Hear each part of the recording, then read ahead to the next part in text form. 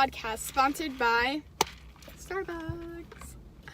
By the way, this week's episode, season 1, episode 2, is on Americans' response to World War II. Yes, sir. Okay.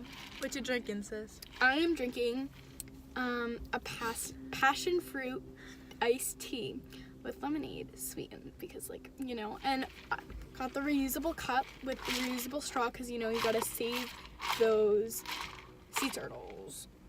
See, I don't have that stuff, so I just got a big drink with a normal straw because I'll save the turtle some other day, Timmy the turtle's gonna contact you and let you know that he's dead. It's Timmy the turtle. It's just a turtle. Some turtle named Timmy. Yeah. Alright, so America's response to totalitarian dictators. Did I say that right? I think I did. Totalitarian dictators? In the wars before the outbreak of World War II, Americans were afraid of the rise of dictators. Because it, could cause another war. Because, for the most part, dictators run everything, Dictators are scary. They're dictators. Yeah, okay. Congress passed a series of, neutrality acts at this time. 1935, 1937, and made it illegal for companies to sell weapons and transport weapons to any nation at war. So basically meaning selling trade or weapons or bombs and stuff that would help with war to nations that were in war was illegal.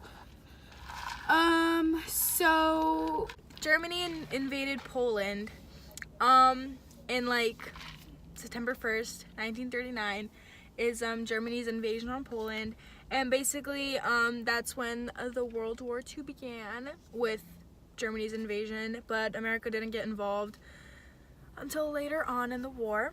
Yeah, so Germany invaded Poland and started the war, and started just invading other countries. So yeah. But when that happened, Congress, I said that weird, amended the Neutrality Act saying that the U.S. could sell to companies the weapons, and they made a cash and carry act, which basically means you come to us, you take the stuff you want, and you leave, and you pay us in cash. So U.S. ships wouldn't get blown up. For example, Britain and France, they would buy goods from the U.S. and they'll just be well, come and dip, So, because America was listen, we don't want our ships to be blown up. No, shut up. Britain and France, they were we'll come and pick up some ammo stuff. And then America was yeah, you go do that because we're not gonna waste our ships and get them go into the risk. Because the start of World War I was because of an American ship getting blown up, the sinking of the Lusitania. Oh my god! I learned something, Fisher. Oops, that was me. But yeah, so basically, the U.S. made war goods. People came, picked them up, paid in cash, and this aided the Allies, and U.S. stayed neutral. So then, 1939 to 1940, Germany conquered most of Europe by now, and this was not good. Yeah. And Germany began bombing Britain, so the U.S. was sis, this isn't good. We should probably, step in. So, also at this time, Franklin Roosevelt was elected for a third term. Now you can only be elected for 2 terms at the most, but he was actually elected 4. Fun facts. Anyways.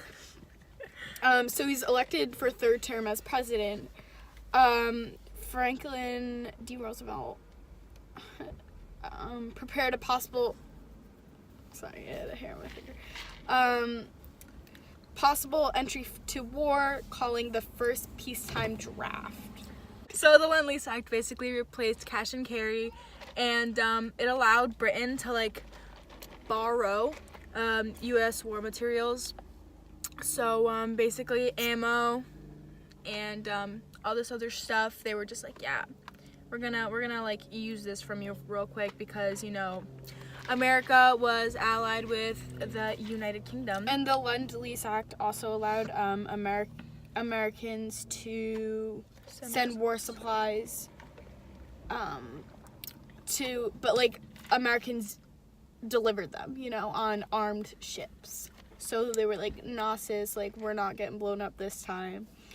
The peacetime draft, I'm gonna get back to that. The peacetime draft basically created a selective training and the Selective Training Service Act, which required men from the ages 21 to 45 to be drafted, and they would be like registered for the draft. And this was known as the first peacetime draft in U.S. history. So basically, if you were fit and capable enough to go and fight in the war, then you would just be required to fill out this draft, and then they would just be like, well, let's look at your stuff, you're okay, you're good, your health, your mental health, you're A-okay to go fight some Nazis.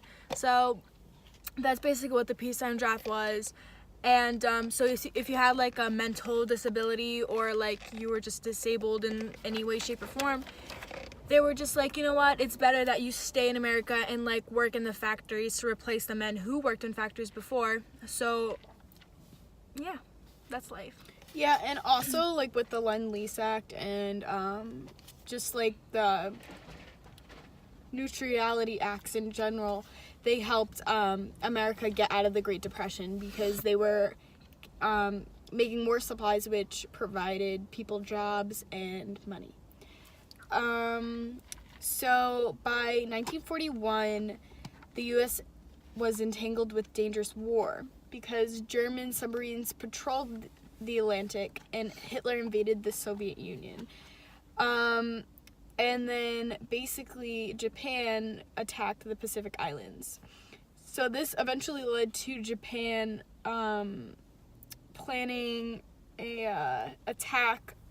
Basically at this point, Roosevelt was like, okay, they're getting way too intense. I have Germany and then I have Japan to worry about. So I'm going to let my ships know that are bringing over supplies, like, if they need to attack German U-boats, they can. And they also planned a war strategy as well if the U.S. entered war with Germany or others. Yeah. So after they were just like, we're gonna do this thing called the Atlantic Charter. What the Atlantic Charter was, it was basically this little type of, it was like a secret like draft. War strategy. It was like a war strategy, and it was like a secret draft to basically send American soldiers to the UK, and then through the UK they would go and fight in the war against Germany. Yeah, and this sort of kind of the U.S. tried to stop Japanese aggression in Asia, so they basically was like, you gotta calm down, sis. Also, Roosevelt ordered an embargo on all iron and oil sales to Japan, so basically meaning no ammo for any of their weapons and stuff to make weapons and stuff like that, Yeah. because we didn't want to provide to our enemies. They basically just canceled like oil and steel and iron and all the Necessities to make the weapons. the number one things that you need when you're going into war. They were just like, Japan is not gonna have this, because Japan was on top of just being like, Japan was one of the most strongest like nations in Asia, and they were constantly expanding. So And then after this, when they like came up with this plan or whatever to like do an embargo on oil and iron, Hideki Tojo was like, you know, Mr. Roosevelt, let's get together for a meeting and talk this out, because he was like, gotta make my weapons. But when he was there, he secretly planned an attack on the Pearl Harbor. So when this meeting was going on, Japan actually bombed Pearl Harbor and killed lots of people. Many people, around like 2,457, I think. Yeah, so that was December 7th, 1941. Yeah. And So- Pearl Harbor is in Hawaii. Pearl Harbor was the main reason that America even entered World War II. Yeah.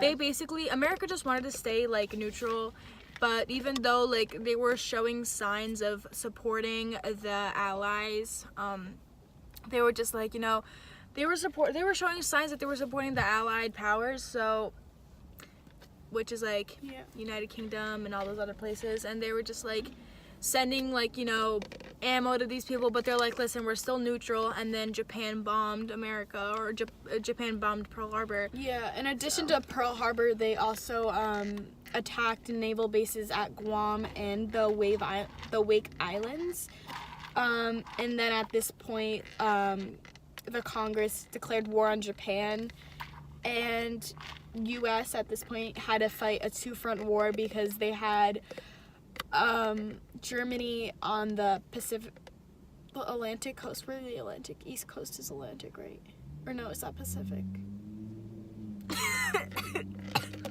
I don't fucking know. Whatever. Sis, I'm not good with So we had Germany on one side and Japan on the other side. So we were basically had to deal with a two-front war, and FDR viewed Germany as an immediate threat and began preparing for war, because at this point Germany took over so many countries and Yes. it was getting bad.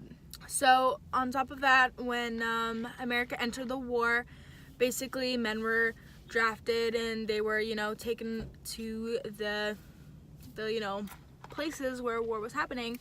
So basically, oh my God, it's Alicia. We just got So- excited.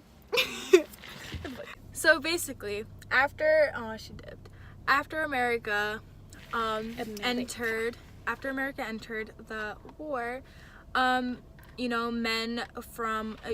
who were like working men would be sent to fight against like Germany and against the Axis powers.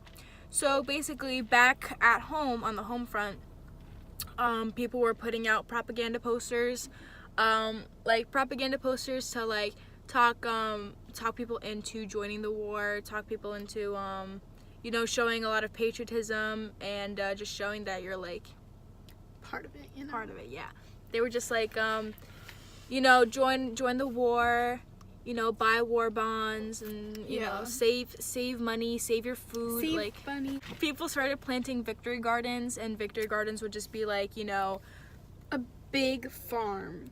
And Basically. okay, so like everyone would have them, and they would just make a bunch of food. So when they won the war and the soldiers came back home, they could feed them and also send food to them. Yeah, they would like send food like overseas, wherever they are. If they're fighting in Germany and you're in like Massachusetts, like Yeah, like just send it, So, and then people would do this thing called rationing.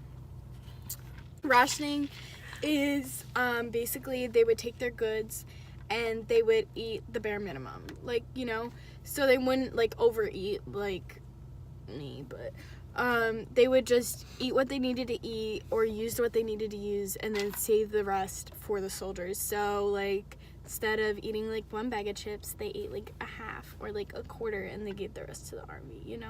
So of course it wasn't like bags of chips, because I don't know if they even had bags of chips. Anyways, no, but like, soap, hair stuff, clothes, Yeah. And on top of that, they had war bonds and stamps. So they were just basically given out by the American government to raise money for the World War II effort. So, and any like money that would be raised from war bonds would be sent or like put in towards the war.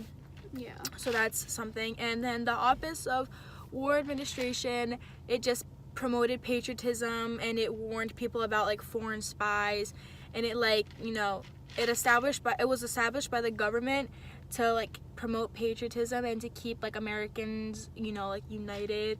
And they were just like, listen, you have to keep quiet about all this stuff, like you basically don't trust anyone. Like, who knows, someone can be like a Russian spy, and stuff like that. So basically they were just like, warning about spies and stuff like that.